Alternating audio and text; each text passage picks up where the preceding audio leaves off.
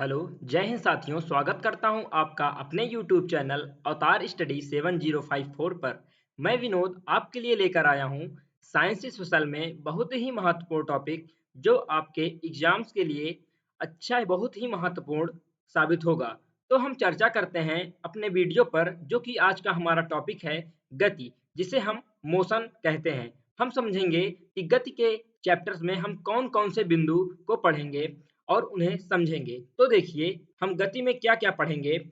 आपको दिख रहा होगा कि गति में हम गति तथा विराम, जो हमारा पहला बिंदु है, उसे, फिर उसके बाद हम पढ़ेंगे विमीय आधार पर गतियों के प्रकार, एक विमीय गति तथा दो विमीय गति, त्रिविमीय गति। इस वीडियो में हम यहाँ तक चर्चा करेंगे, त्रिविमीय गति तक। तो आप ध्यान से समझिएगा इस वीडियो को और अच्छे से समझिएगा, जिससे आपके एग्जाम्स के लिए यह अच्छा साबित हो। आप इस वीडियो को ध्यान देते हुए और जो भी पढ़ाया जाए उसे नोट्स जरूर कीजिएगा। ठीक, स्क्रीनशॉट लेने से कोई मतलब नहीं होता। आप स्क्रीनशॉट लेंगे और वह आपकी मोबाइल फोन में धरा का धरा रह जाएगा। तो हम चर्चा करते हैं अपने टॉपिक्स पर। क्या है गति तथा विराम। देखिए, प्रत्येक वस्तु या तो विराम की अवस्था में हो या गति की अवस्था में हो, विराम एवं गति दोनों स्थितियां समय एवं प्रेक्षक के सापेक्ष होती हैं। समझिएगा, यदि समय तथा प्रेक्षक की स्थिति के सापेक्ष किसी वस्तु या ऑब्जेक्ट की स्थिति में परिवर्तन न हो, तो यह वस्तु उस वस्तु की विरामावस्था कहलाती है।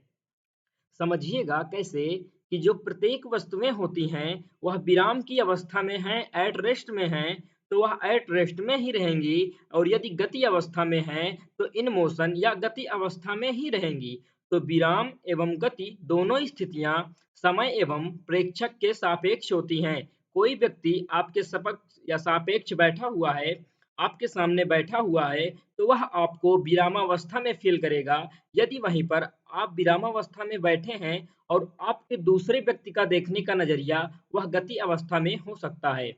तो ये ध्यान देना कि विरामावस्था वो है जो आप अपनी पोजीशन से ना हिले ना डुले, ना दाएं ना बाएं, ना ऊपर ना नीचे, बस उसी स्थान पर विद्यमान रहें जिस स्थान पर आप पहले विद्यमान थे। समझिएगा ये वाला, यदि समय तथा प्रेक्षक की स्थिति के सापेक्ष किसी वस्तु की स्थिति में परिवर्तन ना हो, तो यह उस वस्तु की विरामावस्था कहलाती है।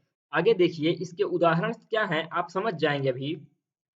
जो विरामावस्था के उदाहरण हैं ये देखिए।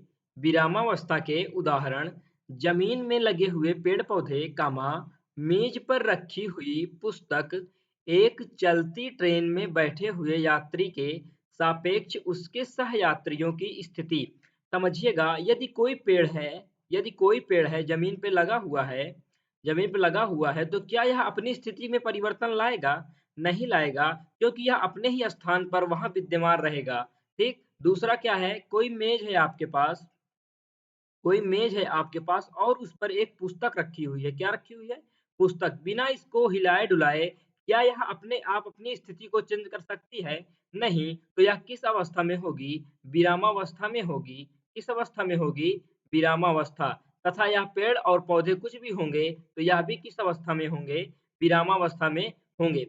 समझिएगा, तीसरा एग्जाम्पल जो है, एक चलती ट्रेन में बैठे हुए यात्री के सापेक्ष उसके सहयात्रियों की स्थिति। मैंने आपको क्या बताया? आपके सामने एक व्यक्ति बैठा हुआ है और आप भी उसी ट्रेन के डिब्बे में बैठे हुए हैं, तो वह व्यक्ति कैसा प्रतीत कर रहा है कि आप विरामावस्था में हैं, ना कि आप हिल रहे हैं, ना डुल रहे हैं। उसके सापेक्ष रूप से आप सीधा उसके सामने बैठे हुए हैं और उसकी स्थिति में तो आप विरामावस्था में हैं, लेकिन आपकी स्थिति में भी वह किस अवस्था में है? विराम अवस्था। मतलब विराम अवस्था में क्या होता है? कोई भी वस्तु एक स्थान पर रखी है तो उसी स्थान पर रखी रहे, ना हिले ना डुले। वह विराम का जड़ मतलब जो जड़ता प्रदान करे, एक प्रकार से समझ लीजिए ना। तो विरामावस्था में जो वस्तुएं बनी रहती हैं, जैसे जमीन में लगे हुए पेड़ पौधे, मेज पर रखी हुई पुस्तक, या एक चलती ट्रेन में बैठे हुए यात्री के सापेक्ष उसके सहयात्रियों की स्थिति। अगला बिंदु देखिए इस टॉपिक में। सॉरी।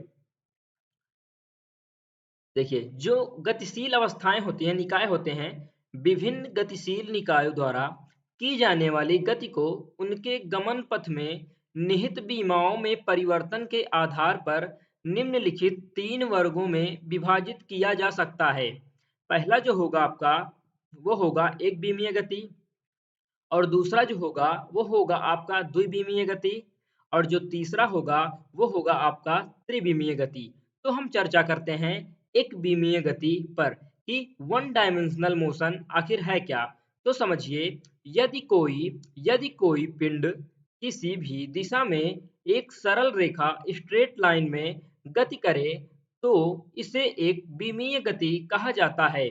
इसमें वस्तु की केवल एक बीमा ही परिवर्तनशील होती है, जैसे लंबाई, चौड़ाई, ऊंचाई। समझिएगा कि एक बीमीय गति क्या है कि इसमें इसमें जो होगा, यदि होगी तो लंबाई अकेले होगी, यदि होगी तो चौड़ाई अकेले होगी, और यदि होगी तो ऊंचाई अकेले होगी।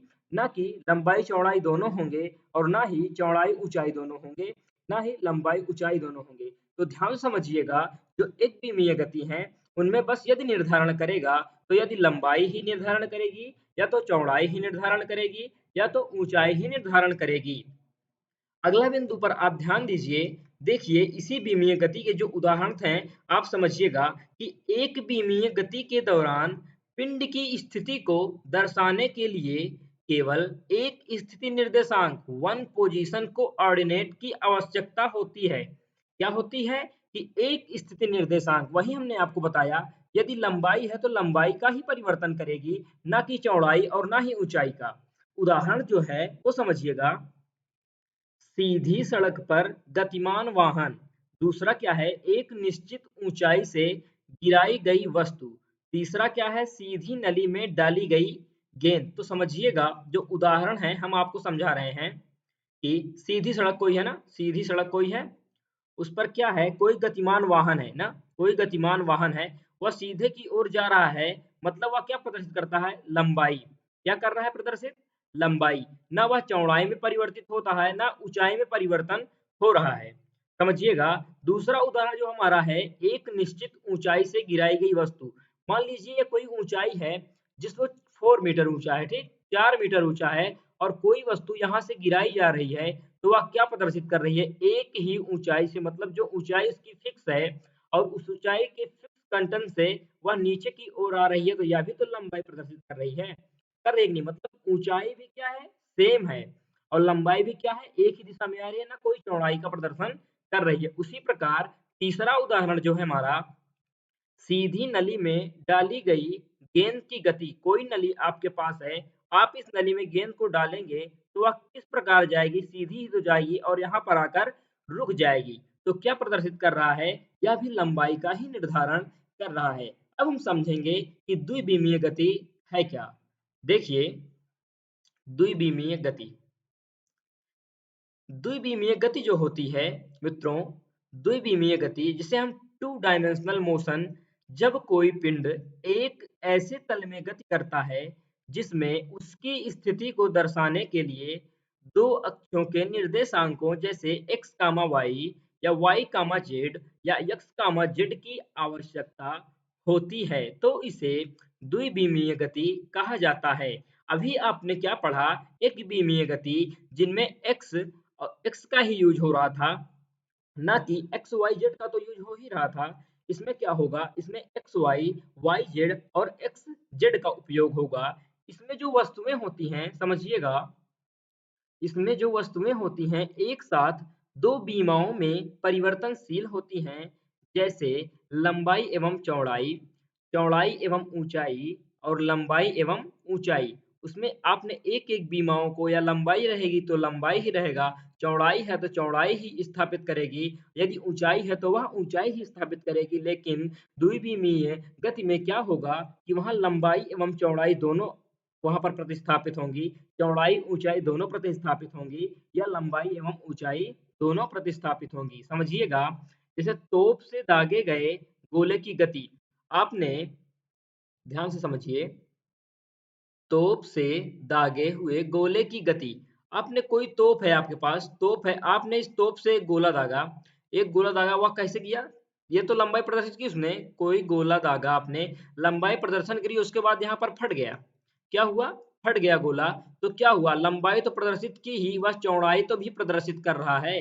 क्या कर रहा है? चौड़ाई भी तो प्रदर्शित कर रहा है। दूसरा जो है हमारा, नदी में नाव की गति।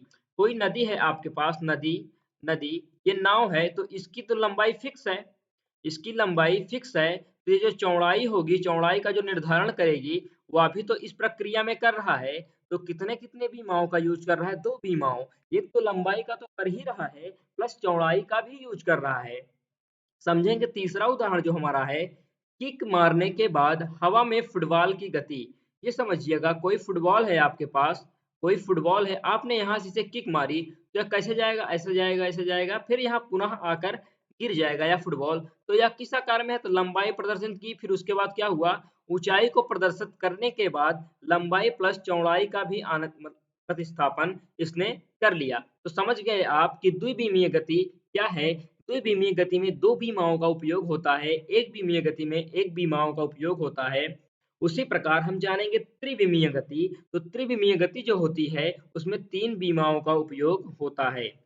देखिए त्रिविमीय गति के बारे में। त्रिविमीय गति, ध्यान दीजिएगा, जब कोई पिंड इस प्रकार गति करती है कि समय के साथ उसकी स्थिति तीनों बीमाओं में परिवर्तित हो रही हो, तो इसे त्रिविमीय गति कहते हैं। जैसे कि इसमें वस्तु की स्थिति जो होती है, उनको दर्शाने के लिए तीनों अक्षों जैसे x, y, z के निर्देशांकों की आवश्यकता होती है। समझिएगा, उदाहरण जैसे आकाश में पतंग, वायुयान, पक्षियों की गति, गैसीय अणु की गति इत्यादि। तो कैसे हम आपको समझाएंगे कि आकाश के पतंग में कैसे तीनों बीमाओं का यूज होगा। तो कोई आकाश में पतंग है, ठीक, कोई आकाश में पतंग है आपके पास, समझिएगा ध्यान से, कोई भी आपके पास पतंग है, कोई पतंग है, तो इसकी लंबाई का निर्धारण तो करेगी ही, लंबाई का निर्धारण करेगी। क्या आपको पता है यह एक ही स्थिति को बनाकर रखेगी? एक ही स्थिति को बनाकर रखेगी? नहीं, हवा चलेगी तो यह बाएं की ओर जाएगी, इधर हवा चलेगी तो यह दाएं की ओर आएगी, यदि और तेज हवा चली तो यह ऊपर की ओर जाएगी।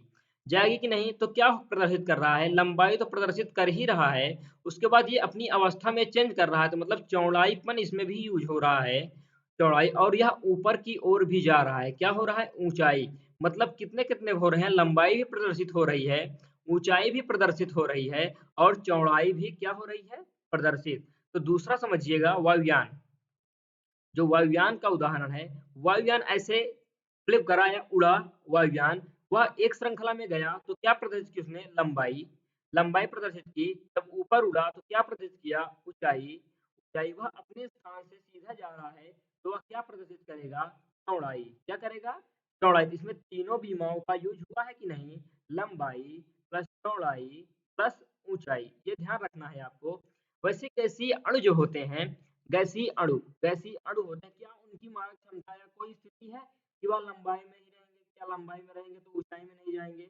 या अपने आकार को नहीं बदलेंगे? नहीं, जो गैसीय अणु होते हैं वह लंबाई में तो होते ही हैं, अपनी गति को अदलते बदलते रहते हैं, और अपनी ऊंचाई को भी वह गति में रखते हैं। तो इसमें भी क्या हो रहा है? लंबाई तो यूज हो रही है, प्लस चौड़ाई भी यूज हो रही है, और ऊंचाई भी यूज हो रही है। तो आप समझ गए होंगे कि एक विमीय गति क्या है, द्विविमीय गति क्या है, और त्रिविमीय गति क्या है। आज के लिए बस इतना ही। हम आपका ये जो वीडियो होगा वो ज़्यादा बड़ा नहीं बनाएंगे, यह वीडियो शॉर्टली में होगा, जिसको आपको पढ़ने में आनंद आए और अच्छे से समझ में आ जाए। यदि आपको इस वीडियो में थोड़ा सा भी अच्छा लगा हो या ज्ञान की बातें लगी हों, तो आप इस वीडियो को ज़रूर पूरा देखें और ज़्यादा से ज़्यादा शेयर करें। और हाँ, वीडियो कैसा लगा आपको कमेंट सेक्शन में इसका ज़रूर जवाब दें। तब तक के लिए धन्यवाद। हम मिलते हैं आपसे एक नई वीडियो में इसी के पार्ट 2 में। जय हिंद, जय भारत।